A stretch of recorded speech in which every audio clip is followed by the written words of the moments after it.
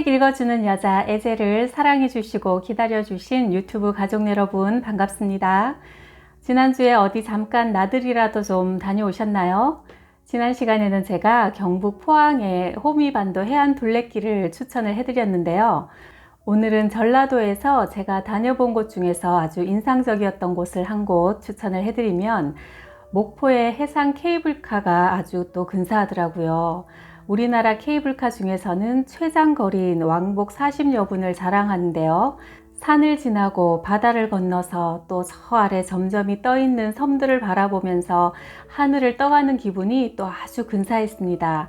주말은 좀 붐비고요. 평일날 저녁에 야경도 그렇게 멋있다고 하네요. 저도 언젠가 그 야경을 보러 한 번 더 가보고 싶은 마음이 있는데요.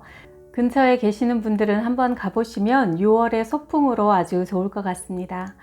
우리는 이렇게 하나님의 은혜로 아주 자유로운 삶을 누리고 있는데요. 북한의 주민들은 인간의 가장 기본적인 이동의 자유조차 철저하게 통제당하고 감시당하면서 창살 없는 감옥살이와 같은 삶을 살고 있다고 합니다.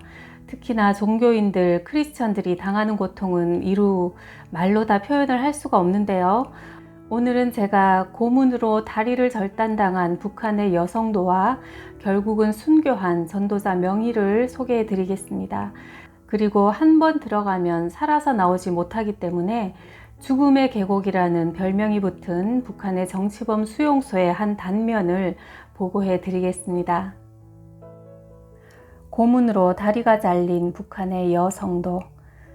그녀는 함경북도 무산 광산 지역에서 식량을 구하러 두만강을 넘어왔다가 식량 배급 처소인 조선족 교회를 통해 복음을 듣고 양육과 세례까지 받은 크리스천이 되었다. 한 가정의 아내여 자식을 둔 엄마였는데 살 길을 찾아서 강을 건너왔다가 육의 양식과 더불어 영의 생명까지 얻은 것이다. 그러나 조선족 교회를 다녀온 것과 그곳에서 받은 양식과 약품을 주변 사람들에게 나누어 주며 민중의 아편인 하늘 종교, 즉 기독교를 전파했다는 죄목으로 악질 반동분자로 분류되어 3개월 동안 감옥에 갇혀서 심한 고문을 당했다. 수령을 신격화하는 북한 독재 정권은 하나님은 미제국주의가 약소국가를 침략하기 위해 만들어낸 허구적인 존재요. 기독교는 지배민족의 영혼을 마비시켜 순종하게 하려는 아편이요 마약이라고 가르친다. 따라서 기독교를 접한 죄는 사형까지 당하는데 다행히 이 자매는 아는 사람이 있어 3년형을 받고 수감 생활을 했다. 그러나 매를 너무 많이 맞아서 다리에 신경이 끊어지고 근육이 파괴되어 썩어가기 시작하자 3개월 만에 출소하게 되었다. 믿음 없이 굶어 죽을 수도 있었는데 믿음 때문에 다리 한쪽만 잃었습니다. 그녀의 신앙 고백이다. 북한 성도들은 기본적으로 주기도문, 사도신경, 10계명을 외운다. 감옥에서 고문과 매질을 당하는 이유도 식사 전에 하는 기도 때문인 경우가 많다. 눈을 뜨고 몰래 하거나 숨기면 될 것을 차마 그러질 못하고 눈을 감고 기도하는 티를 역력히 내다가 모진 고통을 당하는 것이다. 중국 랴오닝 성의 항구 도시 대련, 안중근 의사가 사형당한 위순 감옥이 있는 곳에서 한국으로 탈출하려던 10대 소년 10여 명이 공안에게 잡혀 북송되었다. 한국으로 가려다 붙잡힌 탈북자들은 무조건 정치범 수용소 아니면 사형이다. 정치범 수용소는 당의 사상을 반대하거나 조국을 배반한 반동분자들을 격리시켜 평생 중노동에 시달리다가 죽게 만드는 곳으로 한번 들어가면 다시 살아나올 확률은 거의 없다. 소년들은 압송 후 변방 부대 감옥에서 조사받으며 식사 시간에 멀건 강냉이죽을 앞에 놓고 손을 모으고 기도했다고 한다. 그러자 간수들이 밥그릇을 발로 차며 몽둥이로 사정없이 때리는데 다음 식사 때도 그렇게 기도하며 매질당하기를 반복했다. 이틀째 밤에 군인들이 들어와서 어린 것들이 아주 악질 반동이라며 모두 즉결 처분을 한다고 공개 처형장으로 끌고 갔다. 도중에 몇 명이 차에서 뛰어내렸지만 모두 죽고 유일하게 살아남은 형제의 증언이다. 때론 기도를 마음속으로만 할까 고민도 많이 했지만 그때마다 내가 이제 감옥에서 살아나갈 수 있을지 죽어나갈지도 모르는데 차라리 믿음을 지키다 죽으면 하나님 품에 갈 것이나 매질이 무서워서 기도를 포기하고 내 믿음을 굽히면 주님 나라에 갈 수 있을까 하는 마음이 들었습니다. 간수들이 처음엔 기도할 때마다 닥치는 대로 때리더니 왼쪽 발목을 심하게 맞아 걷지 못할 정도가 되면서부터는 그쪽 다리만 때렸는데 맞을 때의 고통보다 그 전에 오는 공포감이 미칠 것만 같았고 그 고통을 이겨내는 게 제일 힘들었습니다. 그러나 결국 한쪽 다리는 잃었지만 믿음은 지켰으니 감사합니다. 이 숙연한 증언을 들으며 과연 믿음을 위한 희생이 무엇인가를 다시 한번 생각해 보지 않을 수 없었다. 이번에는 순교한 전도자 명희를 만나보겠습니다. 두만강 상류 지역의 조선족 모 교회 담임 김전도사는 나와 오랫동안 잘 동력해 왔는데 2000년 초반 한 번은 방문하니 30대 후반의 수더분한 자매를 소개해 주었다. 딸 하나를 둔 엄마여 남편이 있는 가정주부로 2년 전 이곳에서 세례를 받고 북한으로 돌아가 북한 내의 많은 사람을 도우며 전도하고 있는 명희 자매였다. 북한 내의 사역자는 이처럼 북한 크리스천들이다. 육신의 양식을 구하러 왔던 사람이 두려운 마음을 열고서 믿음을 얻기까지는 보통 1에서 3년의 시간이 필요하다. 북한 사람들과 신뢰관계를 형성하려면 사춘기 때의 질풍노도보다 더한 내적 갈등의 과정을 거쳐야 한다. 서로 감시하고 고발해야 하는 북한에선 경험해보지 못한 순수한 인간관계와 자기에게 한 사람으로서 관심을 가지고 존중해주는 것에 감동을 받고 또한 북한의 사고방식으론 도저히 납득하기 어려울 만큼 조건 없이 섬겨주는 이유가 하나님의 사랑 때문임을 깨달을 때 비로소 굳게 닫힌 마음이 서서히 열린다. 물론 이 모든 과정에 성령님의 역사와 인도가 있어야 가능하지만 육신의 필요를 채워주는 것과 영혼의 구원을 전하는 것은 바늘과 실처럼 같이 가는 일임이 분명하다. 2000년대 중반까지는 북한에서 얼마의 서비, 즉 비용만 지불하면 못 갈 곳이 없고 못할 일도 없다고 하던 때다. 나는 봄, 가을로 3주 정도씩 한국을 방문할 때면 예전에 4년간 심우했던 충정교회 권사님들을 만나곤 했는데 언제나 북에 두고 온 가족과 형제들을 생각하며 뜨겁게 기도하시던 분들이라 어찌 보면 나를 북한 선교의 일선으로 파송한 역할을 하셨다고도 볼 수 있다. 그중 1945년 해방이 되면서 당시 공무원이던 남편을 따라 아들을 임신한 몸으로 19세에 탈북한 신의주 출신의 어느 권사님이 자기 형제들을 한번 찾아보자고 하셨다. 신의주의 집 주소와 형제들 이름과 나이에 대한 신상을 가지고 무엇보다 신앙생활을 하던 가족들이라 지금은 어떻게 지내는지 궁금한 마음으로 명희자매에게 찾아봐 주기를 부탁했다. 거주지 이동이나 기차 탑승은 돈으로 해결한다 하지만 돈으로도 어찌할 수 없는 문제가 있으니 기차가 가는 시간보다 서는 시간이 더 많은 현실이었다. 하염없이 연착되는 기차를 기다리다가 도시락이라곤 상상도 못할 형편들이니 역에서 굶어 죽는 사람도 많았다. 북한의 전기 사정은 심각해서 의료 지원이든 국수 공장이든 가동하려면 반드시 자가 발전기를 마련해야 사업이 가능할 정도다. 1989년부터 동구권과 소련이 무너지면서 북한에 공급되던 중류가 끊기자 공장은 물론 수력발전소조차 돌리지 못하니 집단 농장의 트랙터마저 멈춰섰다. 게다가 시설 관리자들은 배급이 중단되어 식량을 구하러 다니느라 기계가 망가져 돌이킬 수 없는 상태가 되었고 심지어 이들이 자기 직장의 기계를 서로 다투어 분해해서 팔아버린 것이다. 그 유명한 수풍댐도 그렇게 망가졌으니 북한 내의 다른 기반시설은 두말할 필요도 없다. 명희가 살던 함경북도 무산은 철광산으로 유명하다. 여긴 굴을 파들어 가서 캐내는 것이 아니라 위에서부터 산을 옮기듯이 파내려오는 노천 광산이다. 중국과 두만강을 사이에 두고 무산시를 크게 두르고 있는 산이 광산인데 이제 중국의 그 채굴권까지 넘겨주었다니 안타까울 따름이다. 그 함경북도 무산에서 평안북도 신의주까지 다녀오는데 10일 넘게 잡아야 한다는 먼 길에 명의자매를 보내놓고서 한국과 중국에서 열심히 기도했다. 그러나 60년 세월이나 흘렀는데 과연 찾을 수 있으랴 반신반의했는데 생각보다 빠르게 다녀왔다는 통보를 받았다. 내 형제를 만나는 것 같은 흥분과 설렘으로 가보니 반듯한 글씨의 편지와 그 후에 태어난 가족들의 사진까지 가져왔다. 아, 헤어진 형제가 맞구나.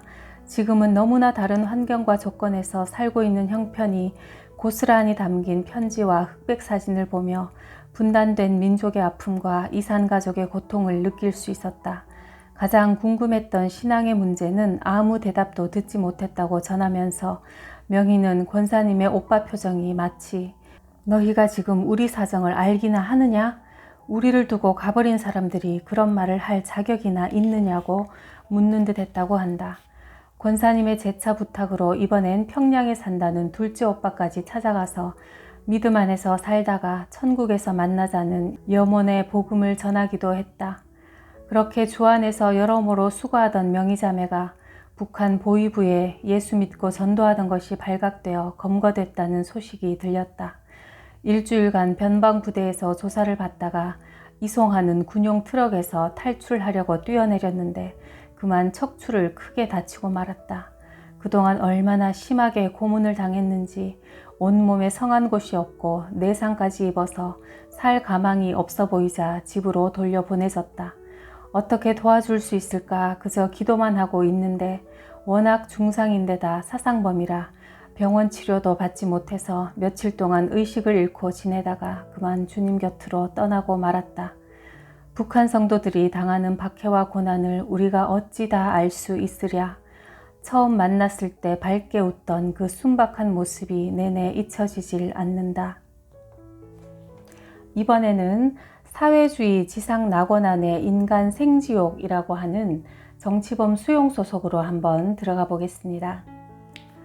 나와 오랜 기간 목회 현장에서 같이 일하셨던 분이 심지어 나를 진국이라고 칭찬까지 하셨던 분이 나의 북한 사역에 대한 보고를 듣고는 믿을 수 없다고 하신 적이 있다. 이것이 북한 내에 실존하는 크리스천들을 향한 한국 교회의 일반적인 시각이 아닐까 싶다. 나는 두만강 프로젝트를 운영하면서 김일성 시대의 크리스천을 찾는 일에 많은 관심을 가졌지만 위에 소개한 편지를 주고 간 소수의 몇 분을 제외하곤 만날 수 없었다.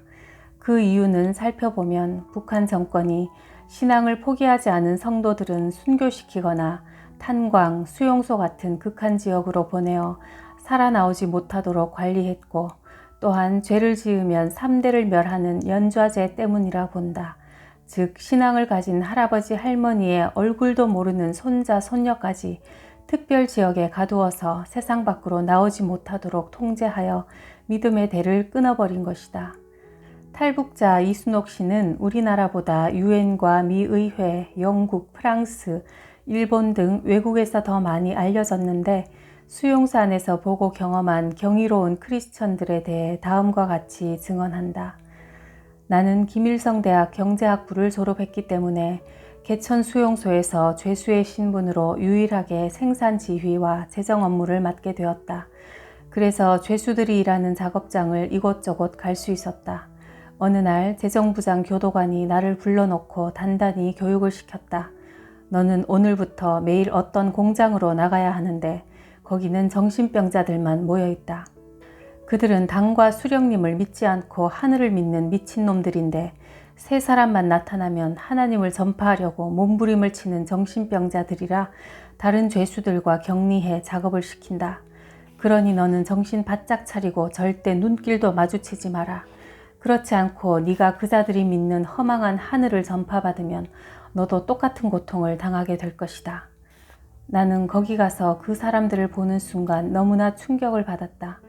1500도 이상 시뻘겋게 타오르는 용광로의 고열 작업장에서 많은 사람들이 움직이는데 무슨 짐승의 무리 같기도 하고 괴물 같기도 하여 도무지 사람이라곤 보기 어려웠다. 가까이 가서 자세히 보니 머리에 머리카락이 한 오라기도 남아있지 않았고 눈 부위가 주먹만큼 쑥 들어간 얼굴은 해골 같고 이빨도 없었다. 잡혀올 때는 정상인들이었는데 고열 속에서 하루 16, 18시간씩 거의 먹지도 못하고 일하다 보니 척추가 녹아내려 등에 머리만한 혹이 되어 붙어 있었고 키는 다 줄어들어서 120, 130cm나 될까 땅에 딱 붙은 난쟁이들이 움직이고 있었다. 그들의 명단을 보니 나이 많은 사람도 있었고 30대 젊은이도 있었다. 이미 죽어서 먹으러 줄을 그어놓은 사람들도 많았다.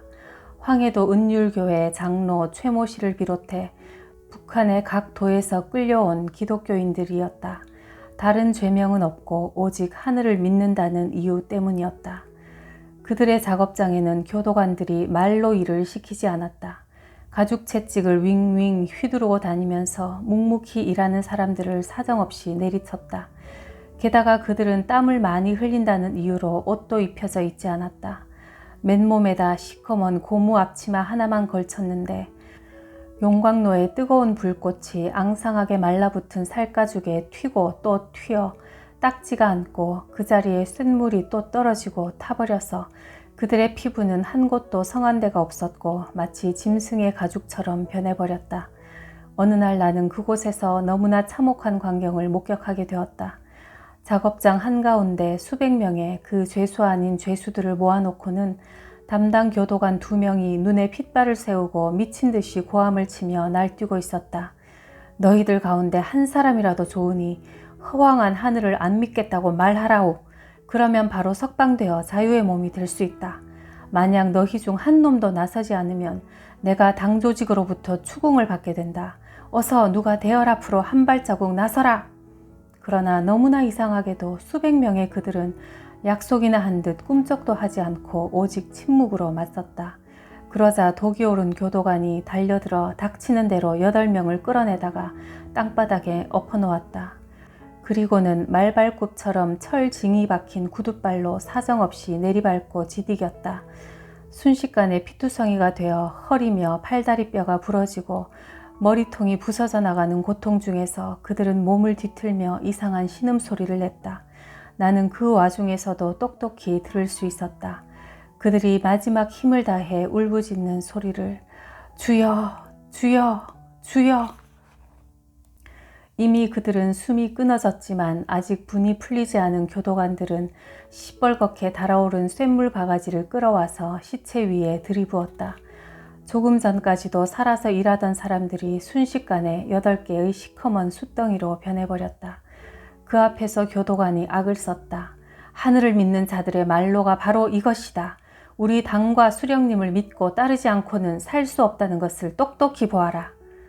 한 달이 멀다 하고 공개 처형이 있었는데 어느 날 누구를 또 공개 처형 시키려는지 6,000명이나 되는 수용소 사람들을 한자리에 다 모이게 했다.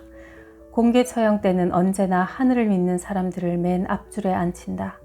그런데 하늘을 믿는 자들은 살아서나 죽어서나 하늘을 보지 못하게 하라는 김일성의 특별 지시와 규정이 있어서 그들을 앉힐 때는 무릎 사이에 목을 끼우고 땅에 얼굴을 대고 엎드리게 했다. 심지어 죽어서도 하늘을 보지 못하게 해야 한다면서 죽은 시체도 목을 꺾어 거적에 말아서 어두컴컴한 산골짜기 나무 밑에 파묻게 되어 있었다. 그날도 신자들은 하늘을 조금도 못 보도록 목을 무릎 사이에 끼우고 맨 앞줄에 앉아 있었고 그 뒤쪽으로 다른 사람들이 줄지어 앉았다. 누구를 또 공개 처형하려는가 생각하고 있는데 갑자기 큰 소리로 내 이름을 부르는 소리가 들렸다. 나는 너무 놀라서 정신이 아찔하여 대답도 할 수 없고 일어설 수도 없었다. 그러자 간수들이 나를 끌어내다 앞에 세웠다. 내가 군중들 앞에 섰을 때 수용소 소장이 고마운 수령님과 당의 은덕으로 너는 이 시각에 석방이다 라고 통보했다.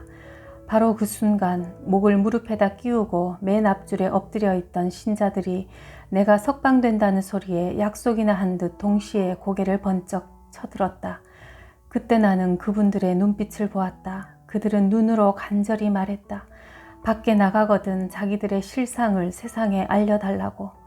지금도 내 가슴에는 그들의 간절한 눈빛이 생생히 남아있다. 나는 북한의 수용소에 갇혀있는 그 신자들의 눈빛을 절대 잊을 수 없다. 나는 그들이 이 시대의 순교자라고 본다. 자유세계의 사람들은 대부분 북조선의 수용소에 관한 내 이야기를 믿으려 들지 않는다. 북쪽도 사람 사는 곳인데 설마 그 정도까지야 하는 식이다. 그게 당연한 반응일 것이다. 정상적인 사고를 가진 사람이라면 믿기 어려운 일들이 북한 수용소에서는 일상사가 되어 있다. 그 사회주의 낙원 깊숙한 곳에 웅크리고 있는 사망의 음침한 골짜기 인간 생지옥은 직접 경험해 본 사람만이 안다.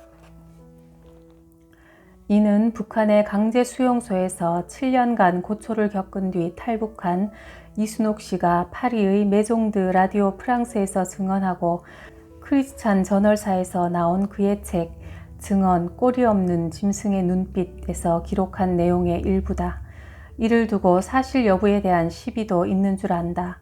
그러나 이순옥 씨의 증언 중 6.25 전쟁 이래로 북한 최고의 적은 하나님이며 김일성은 하나님을 가장 미워했다.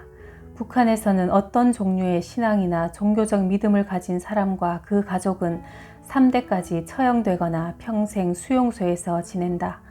북한의 종교 탄압 실상은 5, 60년대나 지금이나 조금도 변하지 않았다. 북한의 정치범 수용소는 나치의 아우슈비츠와 같으니 북한의 기독교인들을 해방시켜 달라고 여러 언론을 통해 호소했던 것처럼 북한 정권이 특히 기독교인에 대해 극악 무도한 비인륜적 범죄를 지속적으로 저지르고 있다는 점은 의심의 여지가 없다. 이런 참혹한 박해 가운데 있는 북한 성도들을 위해 먼저 우리 한국교회가 기도하고 행동해야 하며 북한 당국이 종교 탄압과 인권 유린을 중단할 수 있도록 국제사회가 압력을 가해서 변화를 이끌어내야 할 것을 호소하는 점에는 전적으로 동감하면서 이순옥 씨 같은 탈북민들은 매우 중요한 증언자라고 본다. 탈북민 강철한 역시 이렇게 증언한다.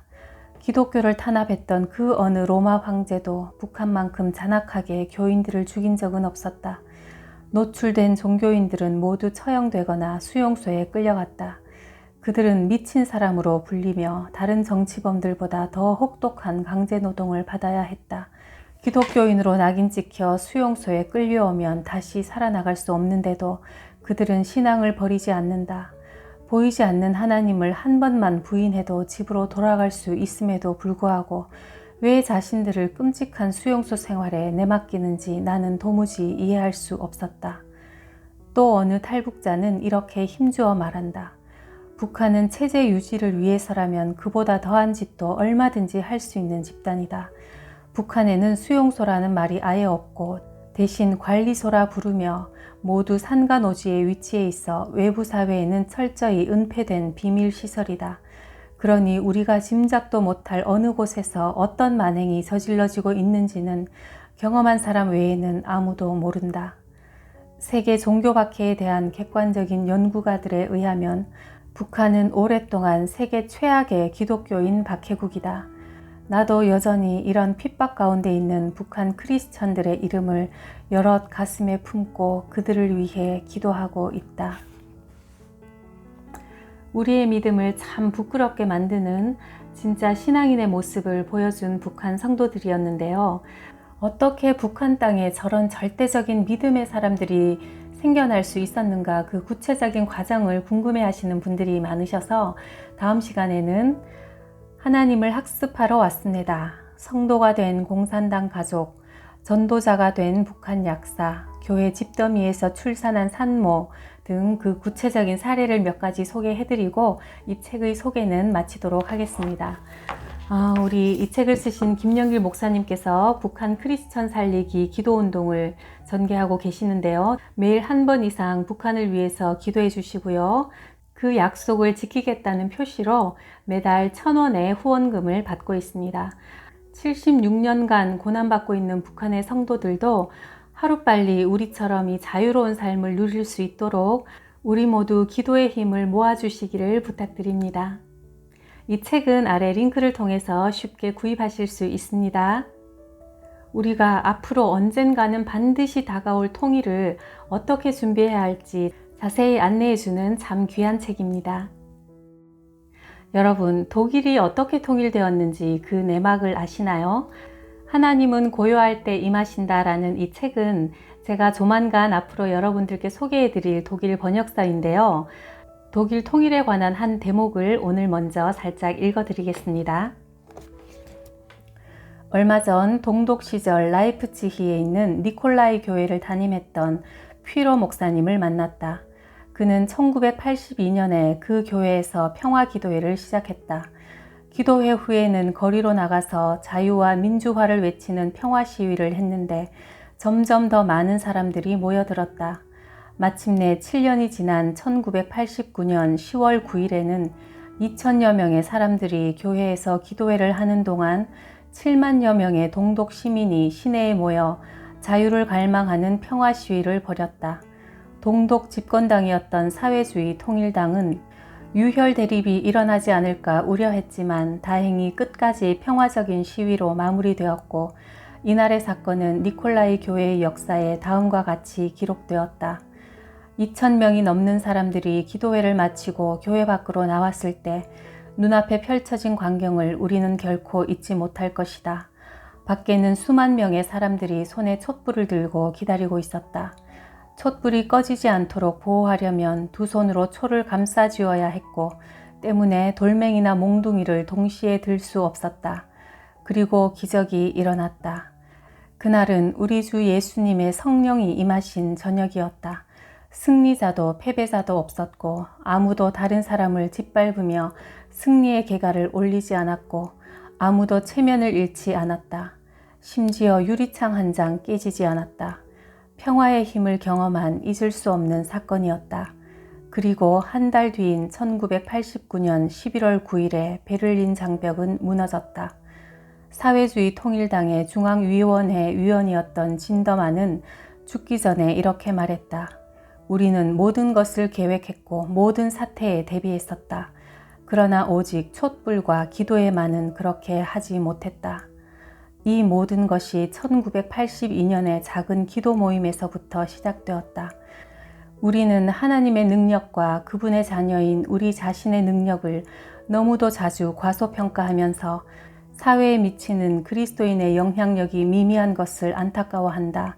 그러나 잊지 말자. 영원하신 하나님은 거룩하게 사는 우리를 통해 그분의 일을 완성하시며 목적을 이루신다는 것을. 복음의 불꽃이 사그라져 가고 있다는 독일조차 이렇게 교회의 기도회가 불씨가 되어서 통일이 이루어졌다고 역사에 남았는데요. 세계에서 유례를 찾아볼 수 없는 기독교의 부흥을 경험한 우리나라는 더 그래야 하지 않을까요? 정말 이것은 우리 한국교회의 자존심이 걸린 문제라고 저는 생각합니다. 한국 성도들의 기도회가 불씨가 되어서 남북 통일도 평화롭게 이루어졌노라고 역사에 기록되기를 저는 날마다 기도하고 있습니다. 여러분도 그 기도에 기꺼이 동참해 주실 거죠? 우리가 합심해서 기도할 때 하나님께서 반드시 응답하시리라고 믿습니다. 이 책도 기도에 관한 책인데요. 조만간 소개해 드리도록 하겠습니다. 여러분의 구독, 좋아요, 댓글에 감사드려요. 그럼 다음 시간까지 매일 하루에 한 번 이상 단 1분이라도 북한을 위해서 기도해 주세요. 감사합니다.